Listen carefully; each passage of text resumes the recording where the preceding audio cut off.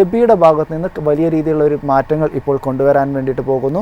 Nifty bank സൂചികയിൽ നിലവിലുള്ള components എന്ന് പറയുന്നത് അതിൽ 12 കമ്പനികളുടെ ഓഹരികളാണുള്ളത്. അതിൽ ഒരു മാറ്റം വരുത്താൻ വേണ്ടിയിട്ട് പോകുന്നു. അത് 14 കമ്പനികളാക്കി മാറ്റാൻ വേണ്ടിയിട്ടുള്ള ഒരു നീക്കത്തിലാണ് നിലവിൽ ഇപ്പോൾ സെബി ഉള്ളത്.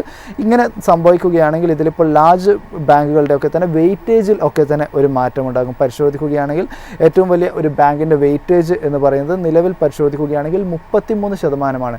അതിപ്പോൾ ഈ ഒരു പുതിയ പരിഷ്കാരം വരുന്നതോടുകൂടി തന്നെ ഏകദേശം ഒരു 20%-ത്തിലേക്ക് കുറയാനുള്ള ഒരു സാധ്യതയുണ്ട്.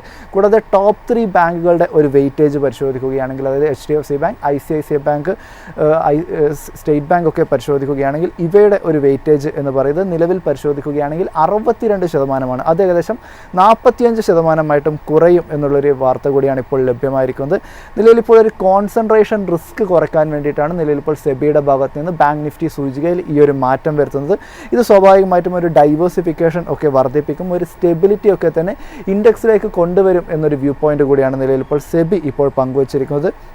നിലവിലിപ്പോൾ പരിശോധിക്കുകയാണെങ്കിൽ HDFC bank, ICICI bank, state bank എന്നീ പറയുന്ന ഓഹരികൾക്കാണ് വലിയ രീതിയിലുള്ള ഒരു വെയിറ്റേജ് നിലവിലിപ്പോൾ നിഫ്റ്റി ബാങ്കിങ് സൂചികയിലുള്ളത്. ഈ ഒരു സൂചികയുടെ തന്നെ ഒരു പോസിറ്റീവ് ആകണോ നെഗറ്റീവ് ആകണോ എന്ന് തീരുമാനിക്കുന്ന ഒരു ഡിസൈസീവ് ആയിട്ടുള്ള ഒരു പവറും ഈ ഒരു 3 ഓഹരികളെ സംബന്ധിച്ചിടത്തോളം കാണാൻ വേണ്ടിയിട്ടും സാധിക്കും.